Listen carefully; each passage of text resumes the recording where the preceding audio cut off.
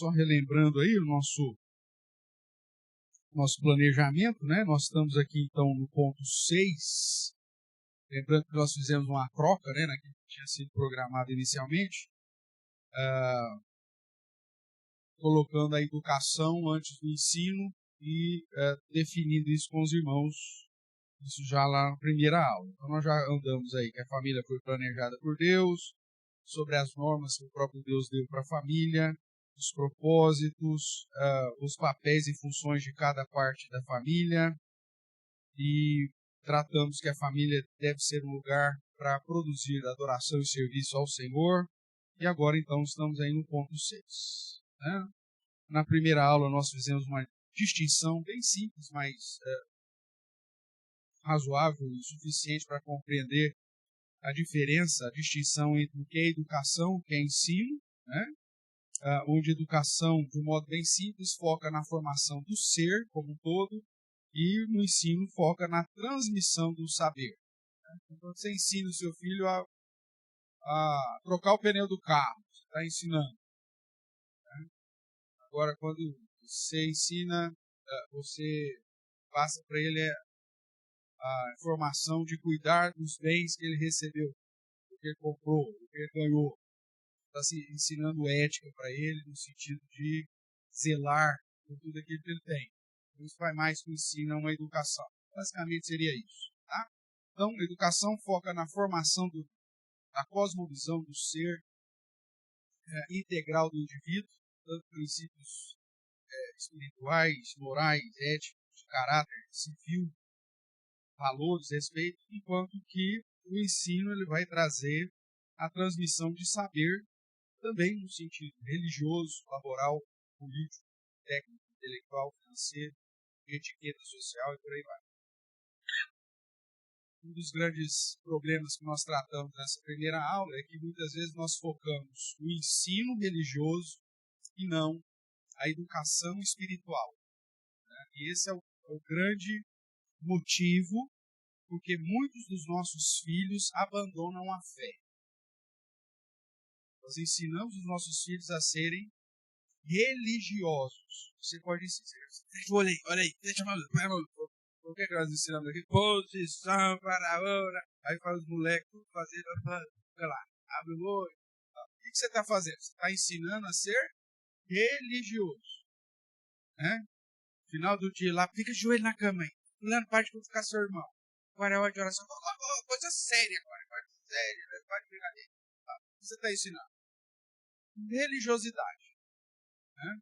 Agora, o foco da educação é o ensino espiritual. Então, você vai dar princípios e preceitos que vão nortear a vida dele.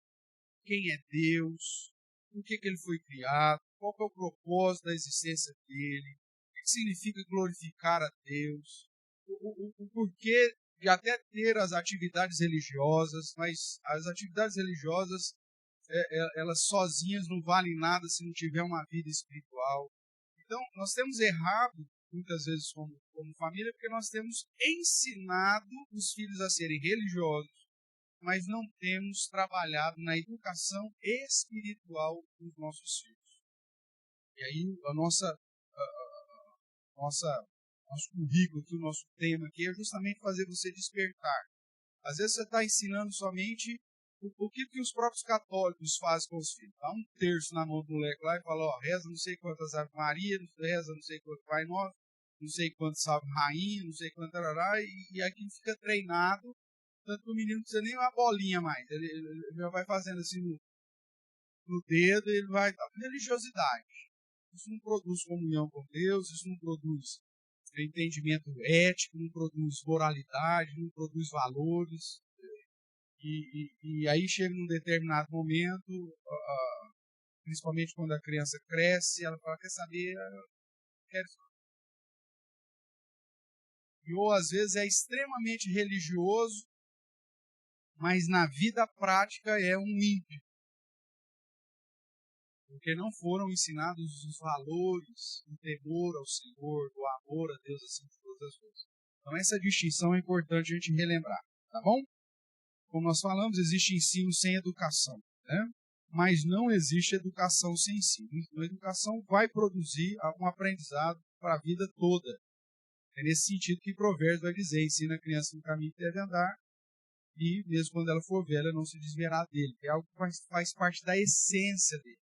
Agora, se é uma situação aprendida, às vezes você aprendeu, né, no ensino lá, fazer tabuada do 7.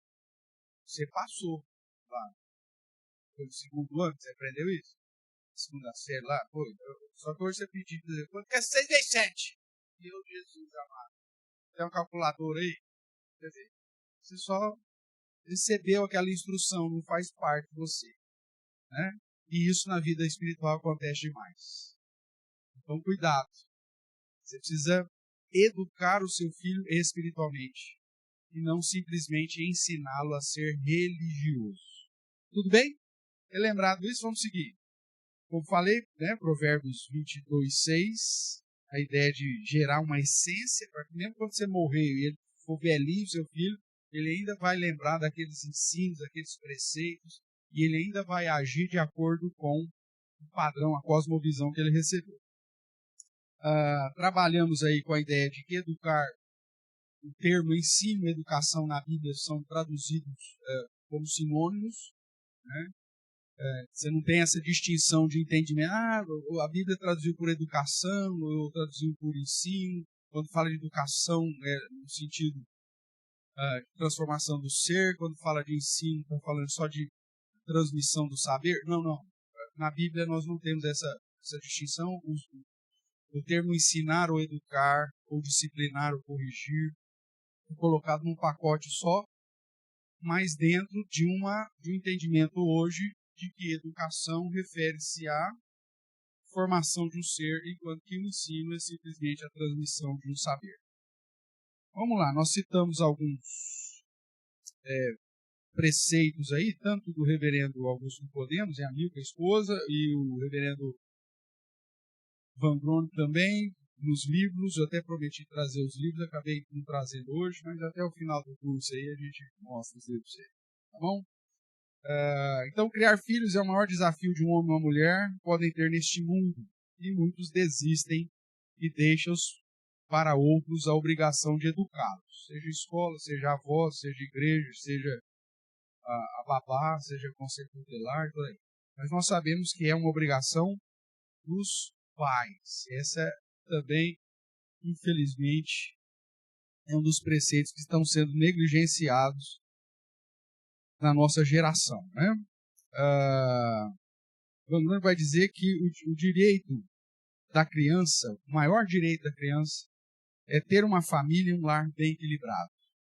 Uma vida familiar onde pai e mãe estejam presentes, cada um vivendo os seus papéis específicos e uns como pai. Semana apareceu lá um desses postzinhos que vem, né? Como a gente sempre fala de família, tá mencionando família, alguma coisa, aí aparece alguma coisa de família. Eu nem sei de quem que é exatamente, mas a pessoa fez uma conta mais detalhada do que aquela que eu já fiz com você há algum tempo, que eu disse que os nossos filhos têm data de validade, né? Então, o tempo que você tem para influenciar os seus filhos tem um prazo.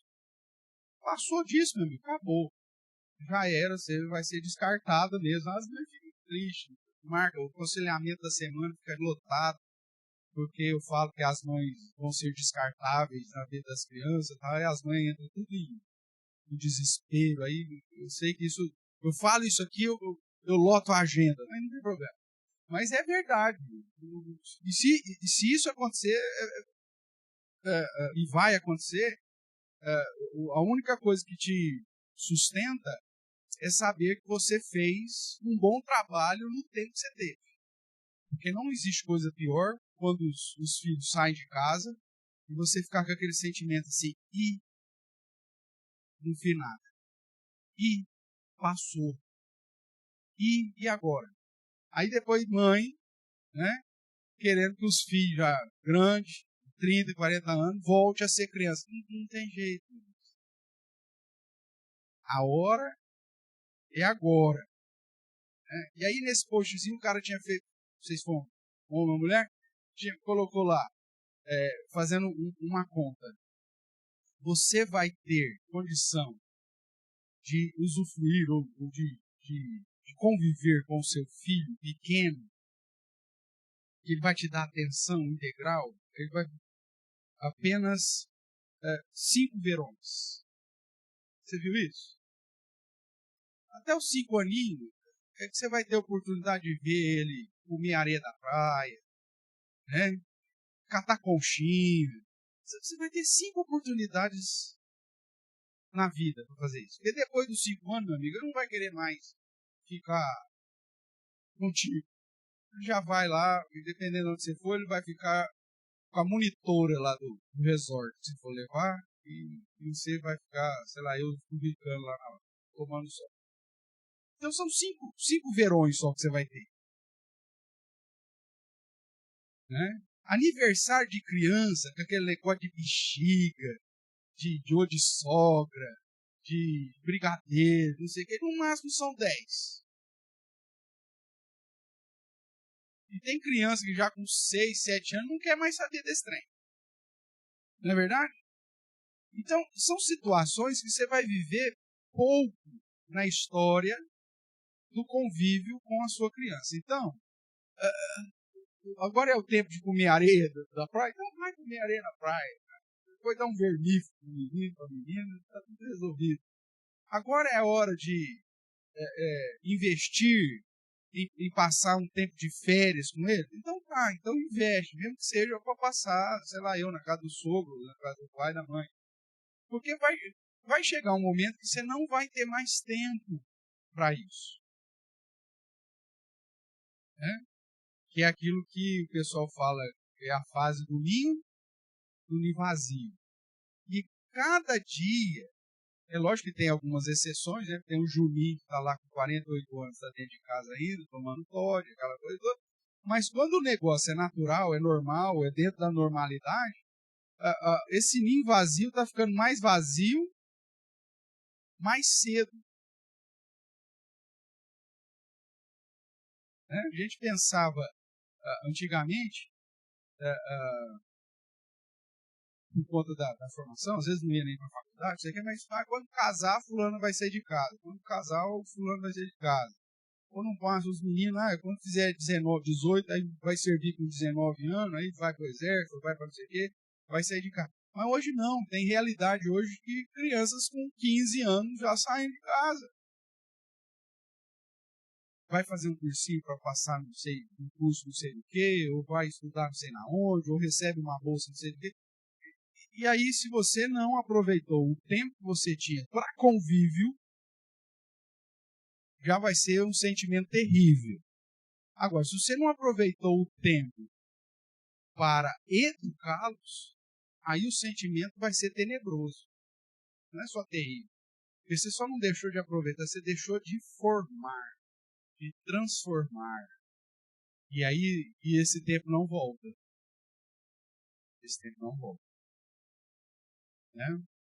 Então, irmãos, a palavra do Senhor, ela nos chama a atenção para remir o tempo, para aproveitar os nossos dias, para dar valor àquilo que de fato importa.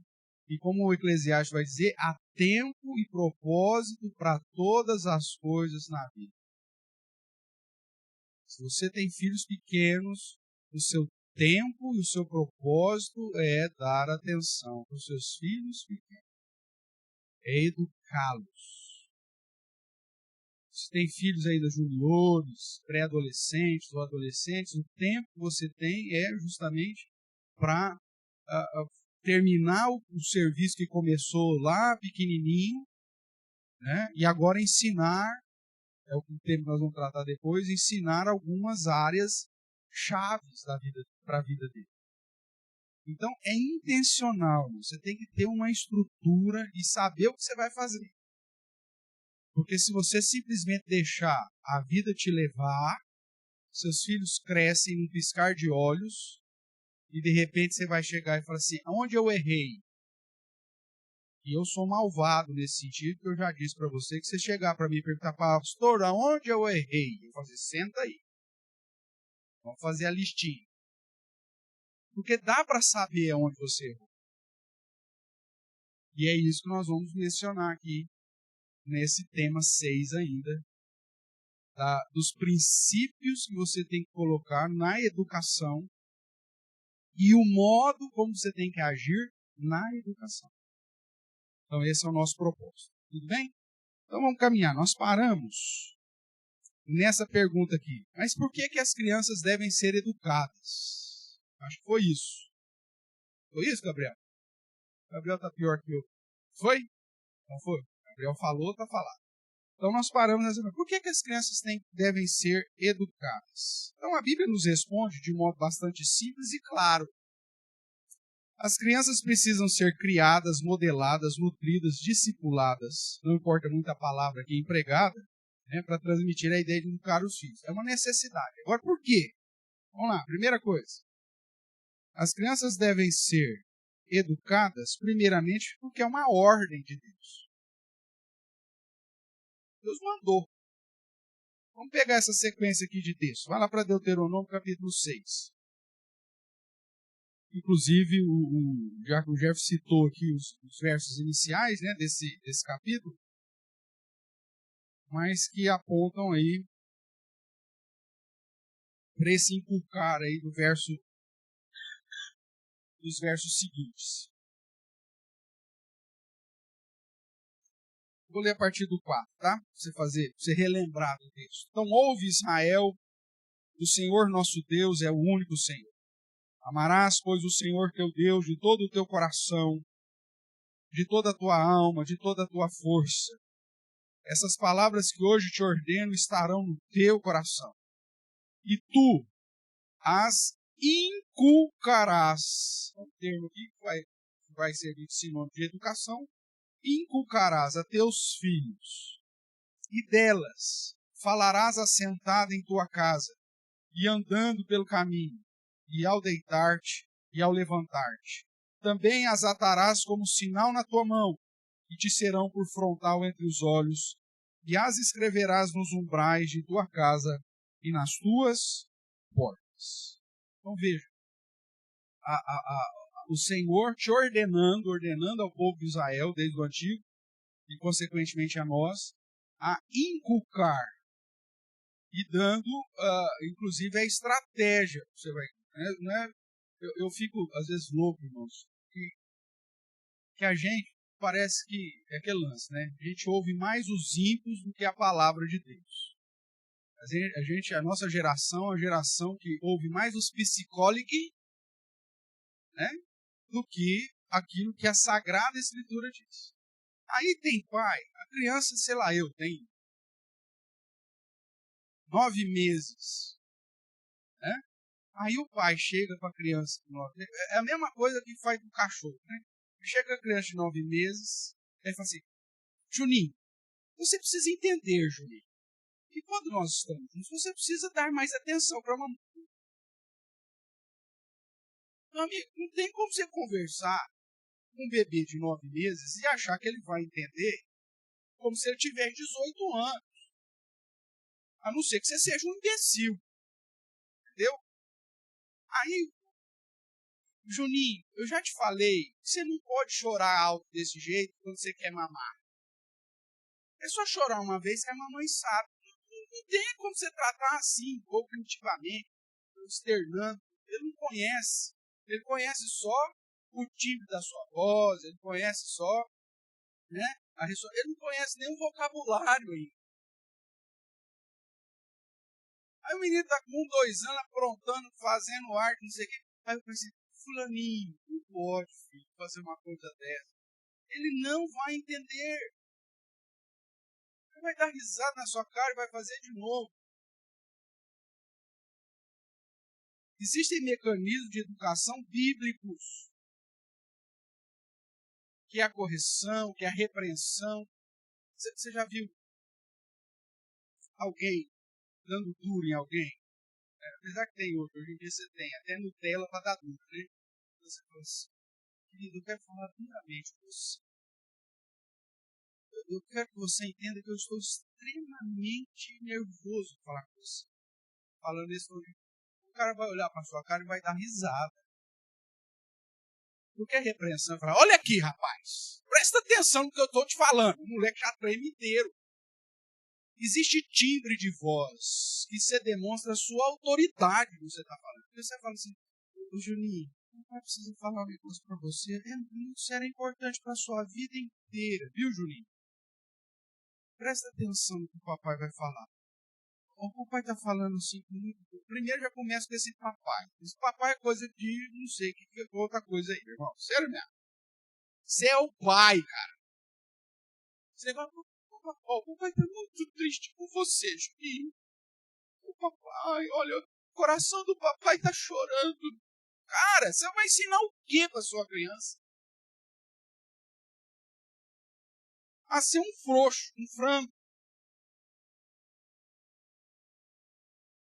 A educação precisa ser um negócio com extremamente estratégia, de tom de voz. Tem um desenho de criança, né, que fala assim, liga o vozeirão. Tem hora que a criança ela só vai entender com um timbre de voz diferente do normal. Você tá lá, Juninho, fica quietinho. Juninho, fica quietinho. Juninho. Com o timbre de voz, o Juninho tremece. A Bíblia vai dizer, usa a vara, usa a repreensão, usa a correção. Só que nós preferimos ouvir os psicólogos. Que diz que você vai traumatizar a criança. Ninguém está falando para você ser um maluco, bater e espancar seu filho. A própria Bíblia proíbe você fazer isso. Mas é no sentido de você ter autoridade, de ter uma estratégia intencional para inculcar.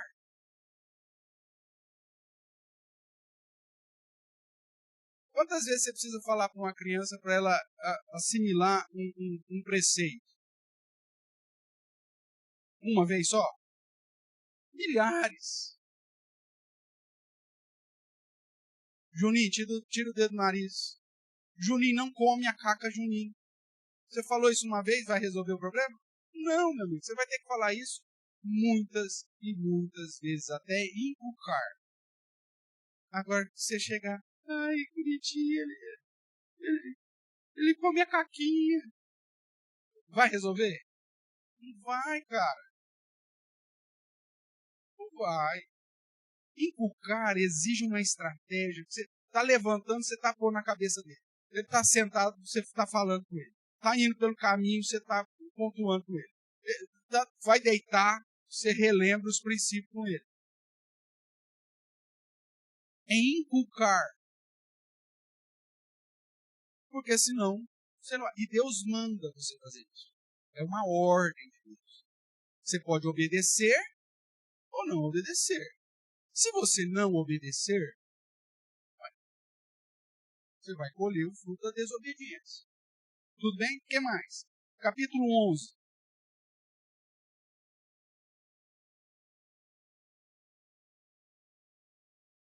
Capítulo 11, verso 18. Ponde, pois, essas minhas palavras no vosso coração e na vossa alma. Atai-as por sinal na vossa mão, para que estejam por frontal entre os olhos. Ensinai-as a vossos filhos, falando delas assentado em vossa casa, andando pelo caminho, deitando-vos e levantando-vos. Escreve-as nos umbrais da vossa casa e nas vossas portas, para que se multipliquem os vossos dias e os dias dos vossos filhos na terra que o Senhor, sob juramento, prometeu dar a vossos pais, e sejam tão numerosos como os dias do céu acima da terra. Veja que a promessa de longevidade, tanto para o pai quanto para os filhos. Já que o Jefferson trouxe aqui o princípio honrar pai e mãe, que é o primeiro mandamento com promessa, que aponta justamente para a longevidade e prosperidade. Aqui você tem mais um princípio, que é a educação dos filhos dentro do padrão de inculcar traz benefício tanto para os pais quanto para os filhos. Ele vai dizer, né, para que se multipliquem os vossos dias e os dias dos vossos filhos. na terra do Senhor, sob o juramento do Senhor. Então, essa é uma promessa. Se você fizer um bom trabalho como pai, isso também gera benefício para você. E aí é importante dizer, irmãos, eu fiz essa comparação do capítulo 6 com o capítulo 11, porque a ideia aqui não é literal, como o judeu interpretava. Então, quando ele diz de atar a palavra como sinal na mão, lá na mão direita, e por frontal dos olhos, não é literal como os judeus ou os povos de Israel fez, né? Fazendo filactério com a letra, com a lei de Deus escrita, para enrolar na mão, ou então fazendo lá aquela caixinha de couro com parte da lei para pôr aqui entre os olhos. Mesmo porque aqui no contexto de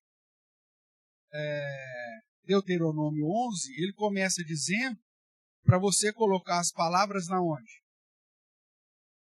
Aí, o que o judeu vai fazer? Vai abrir o peito? Aqui lá também ele fala para que esteja no coração, mas aqui ele deixa que esteja no coração e começa com isso para deixar claro que não é uma situação literal. Porque você pode até tatuar aí a lei de Deus no seu braço direito aí. Você pode até tatuar na testa a lei de Deus. Mas como você faz no coração? Tem como? Tem. Então, ter a palavra de Deus no coração, na mão e no frontal dos olhos é uma perspectiva simbólica de tem a palavra de Deus no centro das suas emoções, nas suas ações, das suas atividades, o que você faz, e na sua mente, vai direcionar a sua visão. E tem muito crente que conhece a palavra de Deus na mente, só que os sentimentos e as práticas estão desassociadas, divorciadas desse conhecimento. O que Deus está falando para você é que em todas as áreas, inclusive na educação dos seus filhos, você precisa tratar dele de um modo integral. Coração, ação e mente, cosmovisão, o modo como ele enxerga o mundo. Tem que ser através da palavra de Deus. Esse é o padrão. E é ordem de Deus. Deus manda você aplicar isso para os seus filhos. E aí, Provérbios 22, que é mais conhecido, ensina a criança no caminho, apesar que aqui é genérico. E o Salmo 78, que vai falar na mesma perspectiva, e Efésios 6,4, que inclusive nós não precisamos ler, porque o Diácono Jefferson leu conosco hoje. Vamos lá para o Salmo 78, só para você relembrar aqui o que diz esses versos. Salmo 78, do verso 5. No Salmo de Asaf, ele vai dizer assim, 78, 5. Ele, o Senhor, estabeleceu um testemunho em Jacó e instituiu o quê? Uma lei em Israel. E fez mais o quê? E ordenou a nossos pais que os transmitissem a quem? A seus filhos, a fim de que a nova geração os conhecesse. Filhos que ainda hão de nascer se levantassem e, por sua vez, os referissem aos seus descendentes, para que pusessem em Deus a sua confiança e não se esquecessem dos feitos de Deus, mas lhe observassem os mandamentos, e que não fosse, como seus pais, uma geração obstinada e rebelde, geração de coração inconstante, e cujo espírito não foi fiel a Deus. Então veja, Deus ordenou para que os pais ensinem, faça com que os filhos aprendam o padrão, para que os filhos não se tornem obstinados, rebeldes e de coração inconstante. E isso é uma exigência que o apóstolo Paulo, inclusive, vai colocar depois como qualificação para aqueles que querem exercer algum tipo de liderança na igreja. Que os filhos não sejam acusados, né, de inconstância e de heresia. Essa inconstância trata dessa perspectiva de rebeldia, de confusão, de gerar situações adversas. Então, isso é um dever do pai. Então, por que eu preciso educar o meu filho? E não educar segundo a perspectiva contemporânea, mas educar segundo o padrão estabelecido nas Escrituras. Porque Deus ordena. É uma ordem.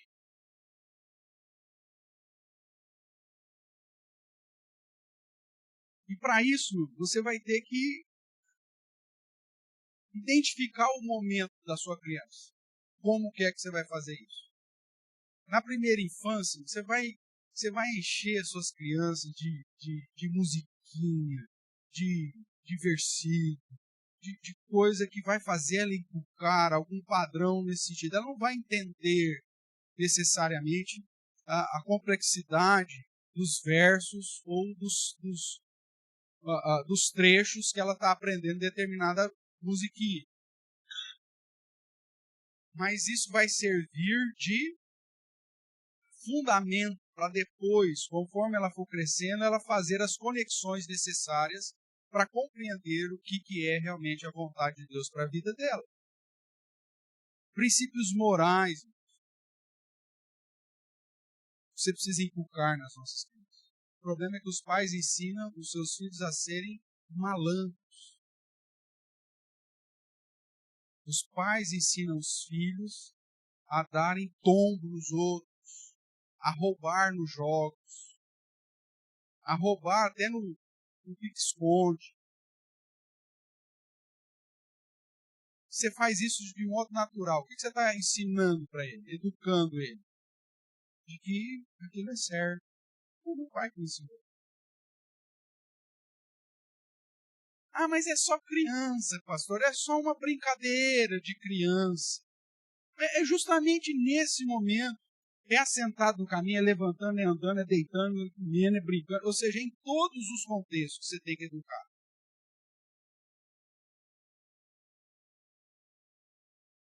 Tem situação que você vê, às vezes, a criança um pouquinho mais velha, você já está tendo interações de alguns jogos com ele, não sei o quê.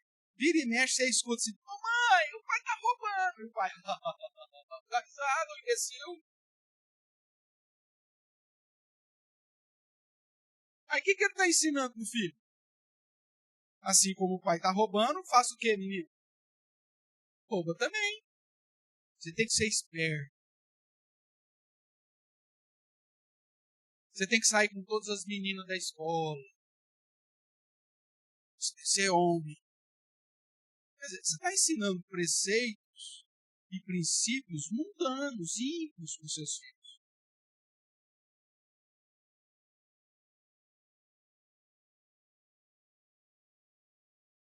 O que você está assistindo na televisão? Aquilo que você faz com ele enquanto você está sozinho andando pela rua?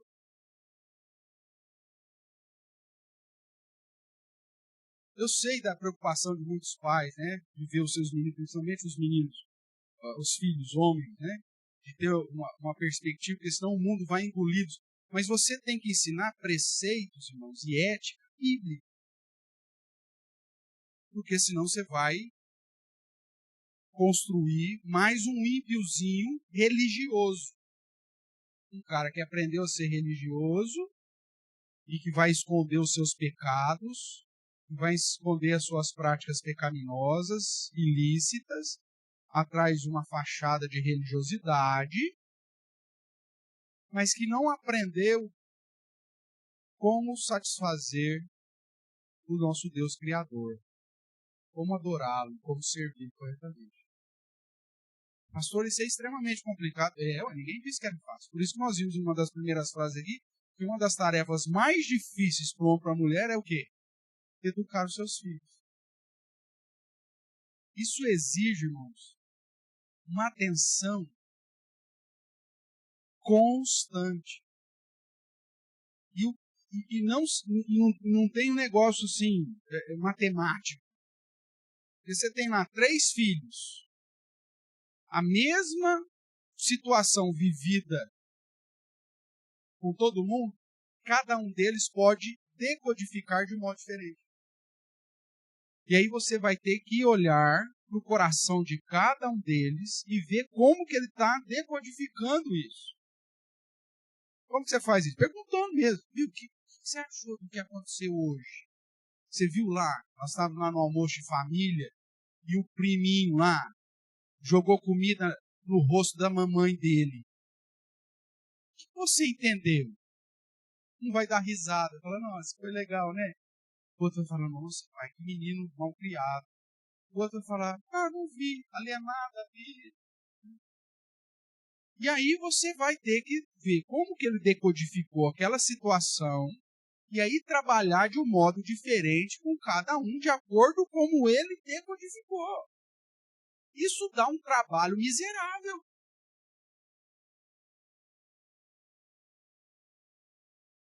Já viu aquela história? Pastor, tive 5 filhos, amei os 5 igualzinho.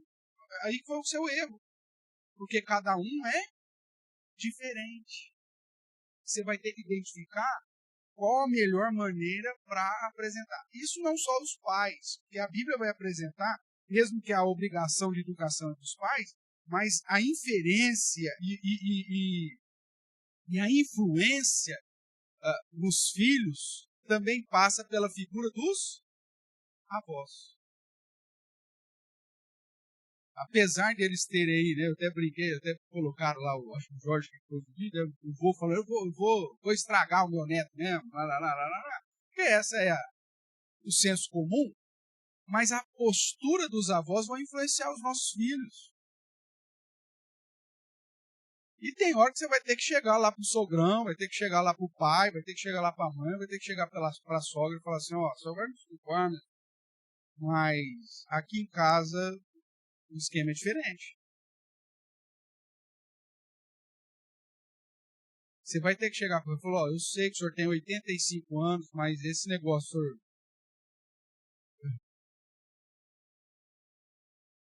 o senhor roubar a goiabada da torta com o dedão, com essa unha cheia de frieira aí, e eu estou ensinando pro Juninho que ele tem que esperar cortar o bolo, aqui em casa o senhor não vai pôr o dedão na torta, não.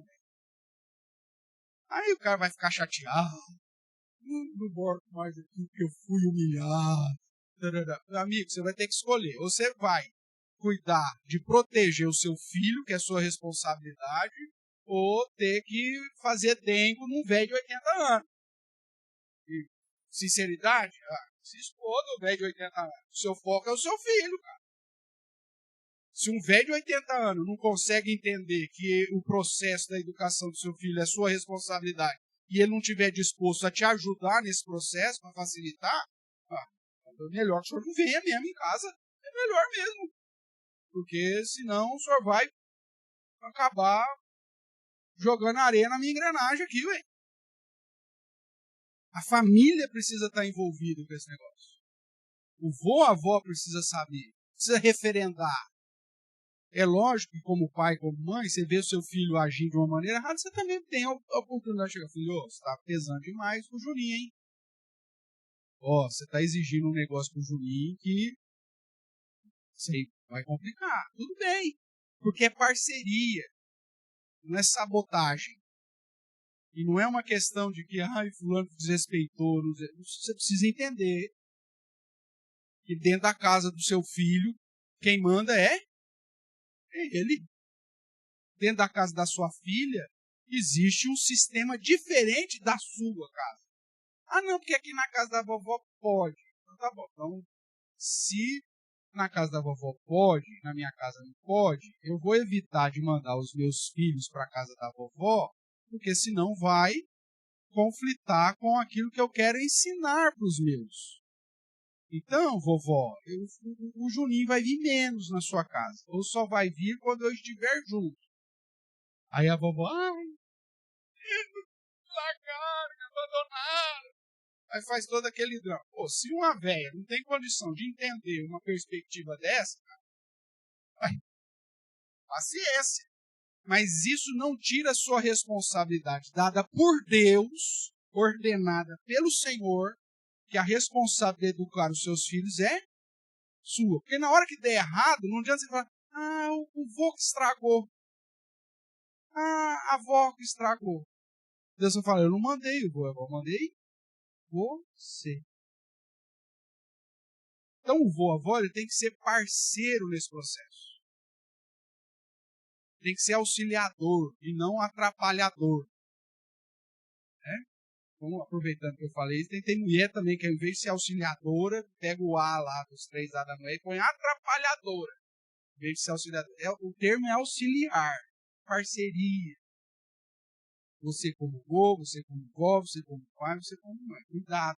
Vai trocar a palavra. Usa o mesmo A, mas trocar a palavra. Tem que ser auxiliar. Você tem que ser instrumento para edificação.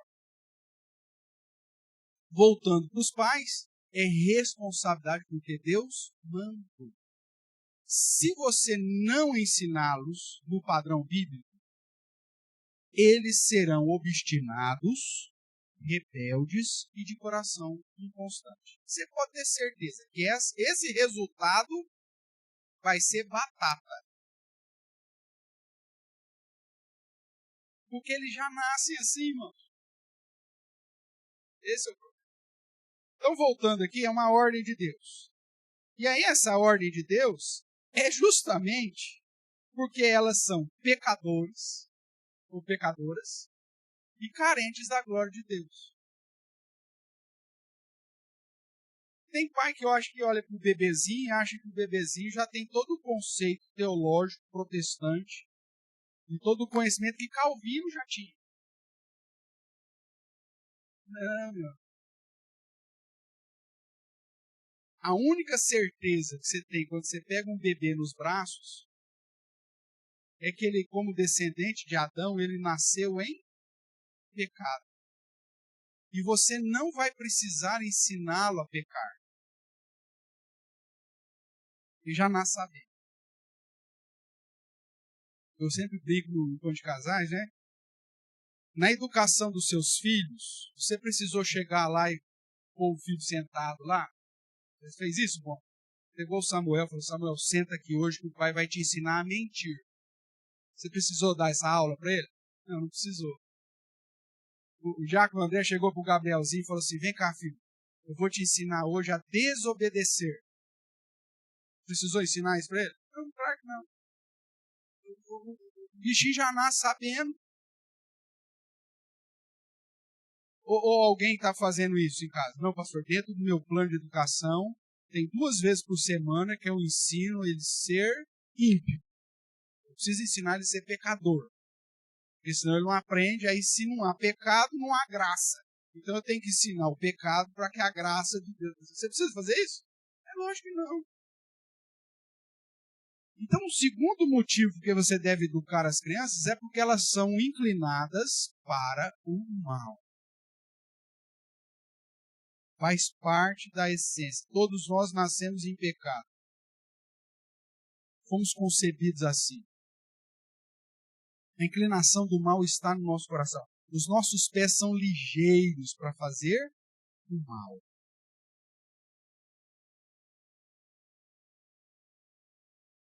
Tem uma história da família Clarissa, né, que é um dos primos, que a alegria dos primos era pôr bombinha amarrada no rabo dos gatos. E era uma tradição, pelo jeito. Pelo que a gente todo final de ano, um rabo do gato saía pelos ares. E o contexto da família, isso era... Nossa, esse moleque é terrível, mas olha, menino é assim mesmo, menino é assim mesmo. Meu amigo, você não precisa ensinar a impiedade, a violência, o mau caratismo. Ele já nasce com isso. Se você não confrontar, aí você está criando um problema. Porque vai dar vazão cada vez mais para a prática pecaminosa. E isso não é um problema só dos seus filhos. Esse foi o seu problema mesmo.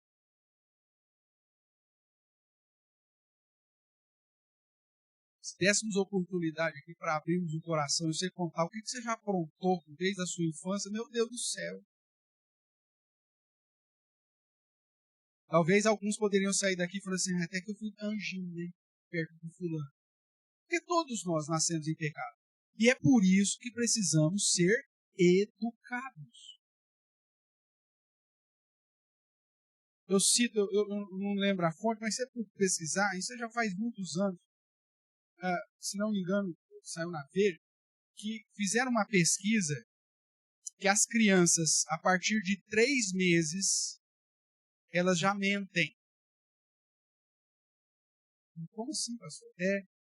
Ela descobriu que determinado choro, hoje com o avanço você sabe, inclusive você tem vídeos falando, ó, isso aqui é choro de cólica, isso aqui é choro de dor de ouvido, isso aqui é choro de cólica, de verme, sei lá o que for, isso aqui é choro de crocodilo, lágrima de crocodilo, isso aqui é safadeza, né? Isso há uns 20 anos saiu com 3 meses de idade, a criança já sabe forjar choros, ou para ser pego, ou para ter chupeta no peito da mãe. Ela já sabe manipular o processo. 3 meses.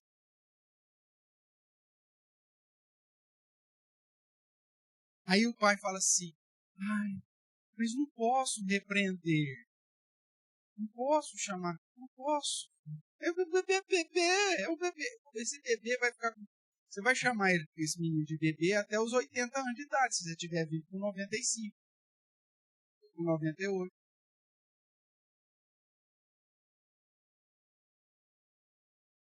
Hoje nós temos as fraldas industrializadas, né? Que vem com um gel protetor lá para vazamento. Aquilo é uma bênção para a educação. Antigamente, na fralda de pano, não tinha proteção nenhuma. Mas agora que você tem aquele baita gelzão lá protegendo, faz um barulhão e resolve o problema. Ah, mas você vai bater na criança? Não. É só a sonoridade do já resolve. Fulano, sossega aí, agora é hora de dormir. Dá uns 3 lá naquele fraldão dentro. Você vai ensinando, educando, que aquele tipo de choro você não vai cair naquela informação dele, não. Ó, você já tá trocado, você já tá alimentado, você já tá cheiroso, já são 2 da manhã, acabou. Acabou, meu amigo.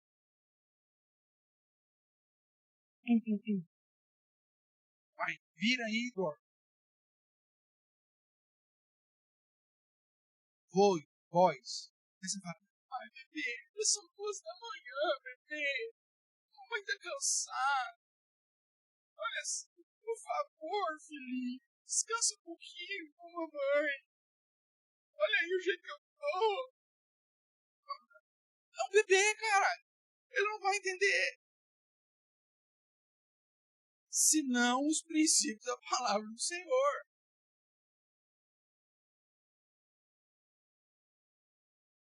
Porque com 3 meses de idade ele já vai te enganar. É pecador, nasce em pecado. Veja o que diz, por exemplo, Provérbios 22.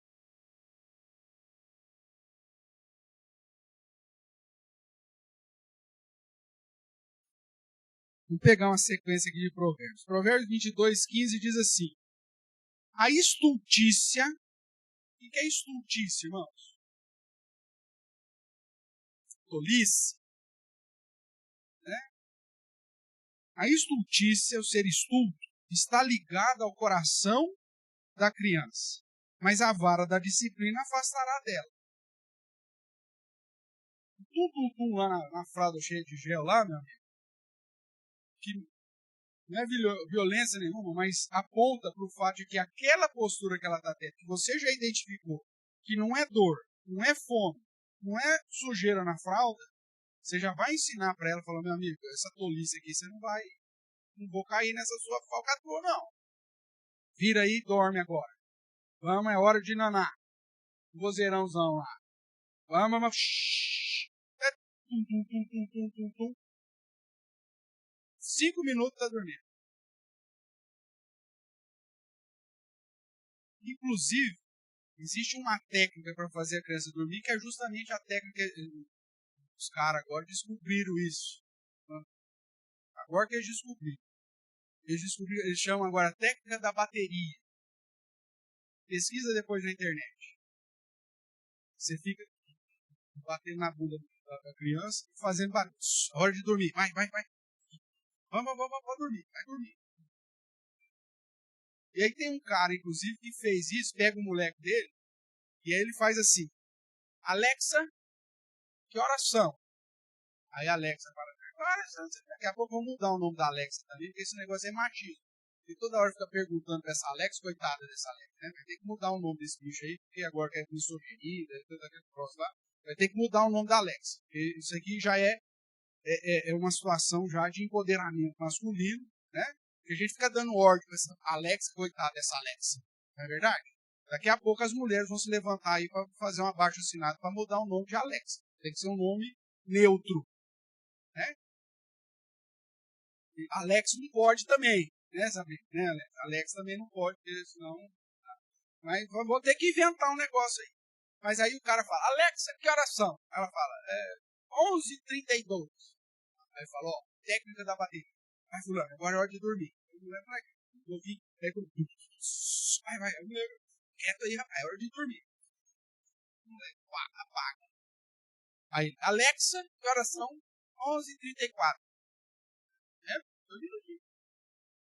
Pesquisa pra você ver. Isso aí, os caras estão chamando da técnica da bateria. Meu amigo, é a mesma técnica de você tirar a estutícia. É o tum-tum-tum na fralda com o vozeirão dando a ordem. É o mesmo processo. Só que agora eles dão uma roupagem bonitinha ao método da bateria. Porque a estultícia está ligada ao coração da criança. Você tem que estar atento, porque senão você vai ser enrolado por um bebê de 3 meses. E aí o tolo não é ele. O tolo é você. Pode falar, Lu.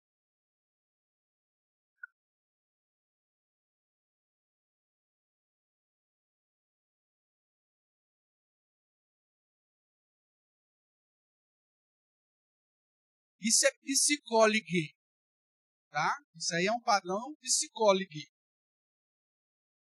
A criança tem a necessidade de se sentir protegida, amparada, e se você se torna igual, ela fala: tô ferrado. E ela precisa dar uma figura de autoridade para estabelecer os limites, inclusive determinando o horário que ela vai dormir, até para uma segurança dela. O que nós lemos no Salmo lá? No Salmo 78. Para ela não ser obstinada, rebelde, coração inconstante. O que nós estamos fazendo com a geração? Qual que é o nome dessa geração que está aí agora? Falei, geração Z. Geração de zebra, né? Porque deu zebra. Essa geração chama Z porque deu zebra. Os adolescentes agora e jovens estão entrando dessa geração, é que estão indo para a força de trabalho. Eles são obstinados, teimosos, são rebeldes e de coração inconstante. Tudo que eles começam, eles não terminam. Coração inconstante. Eles não conseguem receber uma ordem.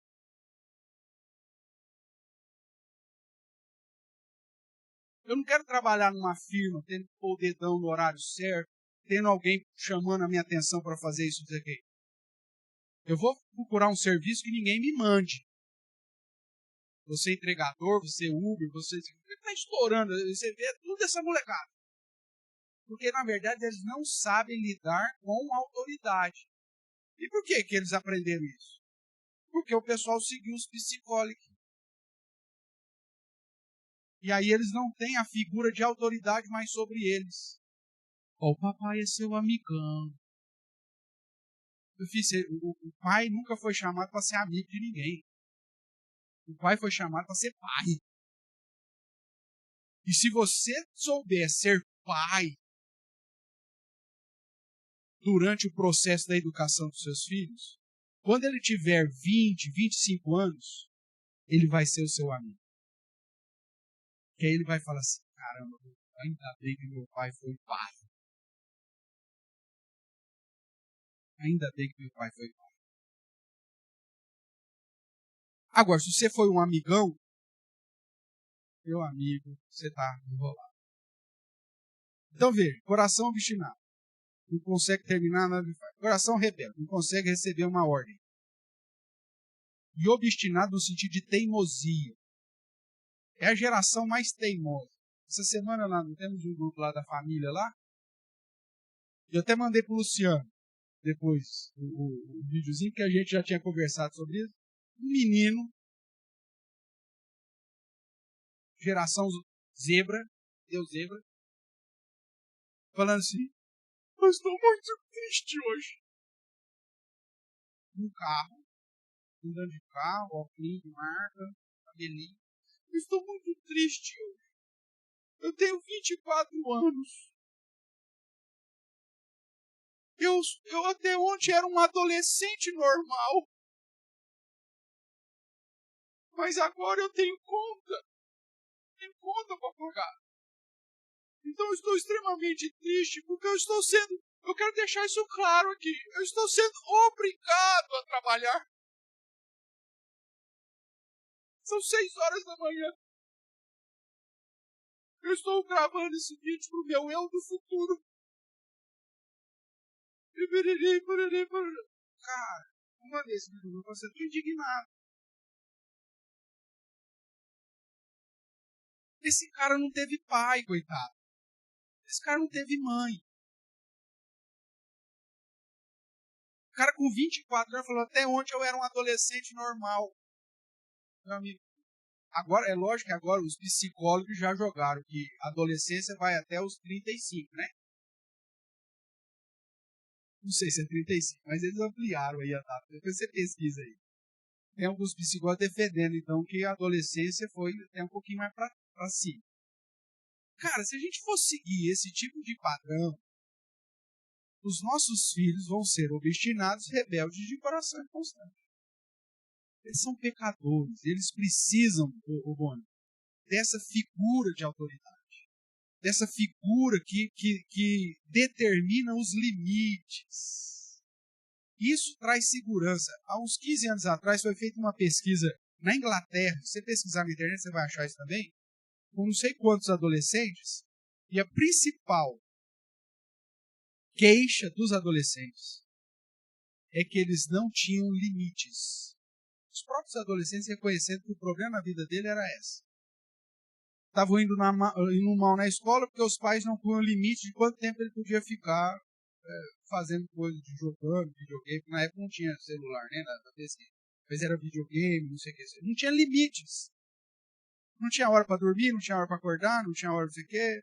Se o menino ficou jogando a madrugada inteira, acorda no outro dia, zumbizão, né? Vai para a escola. Aí a mãe fala, por que você está assim? Ah, eu não dormi bem. Não dormiu bem. Estou jogando, miserável. Ah, e hoje eu tenho prova. Não, peraí que eu vou ligar com uma dentista amiga minha, vai te dar um atestado. Cara, tem que bater numa mãe dessa, velho. Ou então passa o sabão no olho, aí nós vamos lá no postinho, a gente pega um atestado, você tá com sabonite. Porque conjuntivite não é, né? É meter o sabão nos olhos. Essa é a Bela de Barretos que me ensinou. É conjuntivite? Não, é sabonite. Pegou o sabão e pegou nos olhos, o olho vira uma flor, chega lá na unidade de base de saúde, as atendentes falam, não, tá tudo bem. Doutora, dá um testado aqui com fulano aqui, o olho dele até virou. E a mãe que produz isso para livrar o moleque da prova, porque ele ficou jogando videogame a noite inteira e não acordou o suficiente para ir fazer a prova. O que você está educando? A ser obstinado e rebelde de coração. inconstante. Irmãos. E sabe qual que é o problema? É que a gente está tudo no mesmo barco. Você faz isso, você faz direitinho com seu filho, mas o seu irmão não faz com o filho dele, o primo, já dá uma dificuldade miserável. O amigo do condomínio, o vizinho da casa, o amigo do colégio. Então, se você não tiver uma postura de superioridade, eu sou o pai, né? Eu sou o pai aqui, você é o filho. Existe uma hierarquia. E é eu que vou determinar o que vai fazer contigo ou não vai fazer. Se você não está feliz, quando você crescer, você casa, cria sua própria casa, arranja o seu próprio emprego, paga as suas próprias contas. Mas enquanto eu estiver pagando as suas contas, é eu que vou determinar as regras.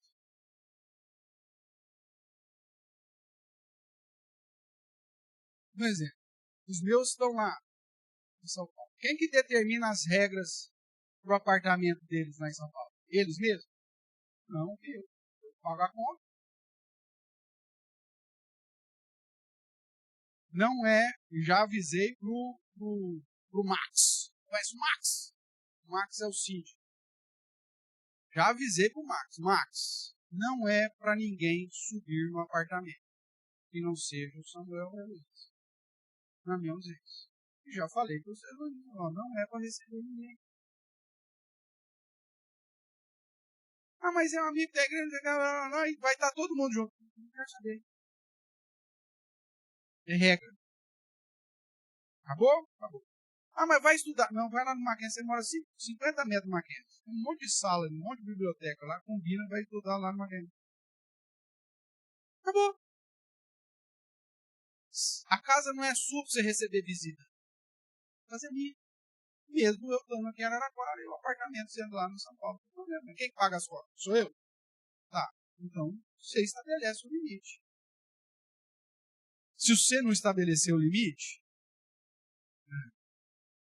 o bicho vai virar igual bola de palhaço, olha. O negócio vai escambar. Aí se ele desobedecer, pastor, se ele lá conversou com o Max lá, o Max não quer criar confusão, não sei o quê. O sucesso, vou pôr uma câmera nesse negócio. Não, você que estabelece o limite. Eu vou pôr uma câmera 24 horas aqui na sua porta, marcando todo mundo que entra e sai. Pronto. Você é o pai. Se o filho quer dar uma de esperto você dá uma de mais esperto pro cara. E se o cara deu um jeito, tirou uma foto e tal e colou na frente da câmera lá para te enganar? Estou cancelando o contrato do apartamento e estou desmatriculando você na faculdade. Volta para casa. Ah, mas vai acabar com o meu futuro. Não, você acabou com o seu futuro. No dia que você tiver senso, aí você vai começar a ter um futuro de novo. Porque quem paga a conta é você, quem manda é você, meu amigo. Agora não quer? Não quer. Então tá bom. Então ó, o valor do aluguel é esse, muda o contrato no seu nome, e aí se vira. Você é maior de idade? Então vai, paga. Aí o apartamento é seu, entra quem quiser, sai quem quiser, faz o que quiser. Mas ó, agora é com você. Agora eu vou ficar bancando safadeza? Não vou ficar. Os pais têm que fazer isso de uma maneira clara. Para caminhar aqui, o terceiro, Van Groningen, né, vai dizer, né? Todos os filhos são... Alguém falou não? Não? Todos os filhos são concebidos e nascidos em pecado. Os seus corações são culpados e corruptos. Elas, ou seja, as crianças, são culpadas diante de Deus por causa do pecado, inclusive dos seus pais. Nós não recebemos o pecado de Adão. Nenhuma criança, desde a mais tenra infância, deve ser vista como um pequeno anjo, ou uma linda flor sem pecado, ou sem nenhum pecado. Elas são pequenas pecadoras e, à medida que crescerem, devem se arrepender e confessar os seus pecados. Cada criança nasce pecadora. Nenhuma criança nasce santa. E isso desde o nascimento. Então, se você quiser tratar com seu filho como se ele já nascesse crente e santo, é o pior erro que você pode fazer. Por que eu tenho que educar as crianças? Primeiro, porque é uma ordem de Deus. E segundo, porque elas são pecadoras. Elas precisam ser corrigidas. Depois você vê aqui esses outros textos, né? Provérbios 23, 13, Provérbios 29, 15, 17, nós já estudamos recentemente, numa quarta-feira dessas, mas que vão chamar a atenção para o fato de as crianças são pecadoras e precisam ser corrigidas e ensinadas. Tá? Na Bíblia, vários textos comprovando essas verdades. O texto de 22:15 que nós lemos afirma que a estultícia está ligada ao coração da criança e que é justamente a disciplina, ou seja, a educação, a maneira de livrar a criança disso. Então, uma vez conscientes da responsabilidade e da necessidade de educarmos os nossos filhos, devemos, então, traçar alguns princípios para realizar tal tarefa. Hoje nós aprendemos que educar uma criança é necessário. Por quê? Porque Deus ordena e porque elas precisam, elas são pecadoras. Agora, pastor, como? Como educá-los? Quais os princípios para essa educação? E quais as posturas que nós vamos colocar para gerar essa tarefa? Né? Então, aí, semana que vem, não, na outra. Na outra semana, aí a gente começa a tratar dos princípios bíblicos da educação dos filhos. O que vai nortear a sua educação? O que você precisa ter de base para aplicar na educação dos seus filhos, segundo os psicólogos? Não, segundo a Bíblia. Segundo os pedagogos? Não, segundo a Bíblia. Ok? Então, nosso estudo aqui é estudo bíblico. E aí nós vamos relembrar ou traçar aqui a base, os princípios fundamentais para a educação dos seus filhos. Tudo bem? Quais são os dois motivos que você precisa educar os seus filhos? Primeiro, Deus ordena. E segundo, porque eles são pecadores. Eles precisam ser educados. Se você não educá-los, eles vão ser obstinados, teimosos, rebeldes e de coração inconstante. E é, infelizmente, aquilo que nós temos visto nessa geração que nós temos tido a oportunidade de ver aí, né? A geração que Deus erra. Tá bom? Cuidado.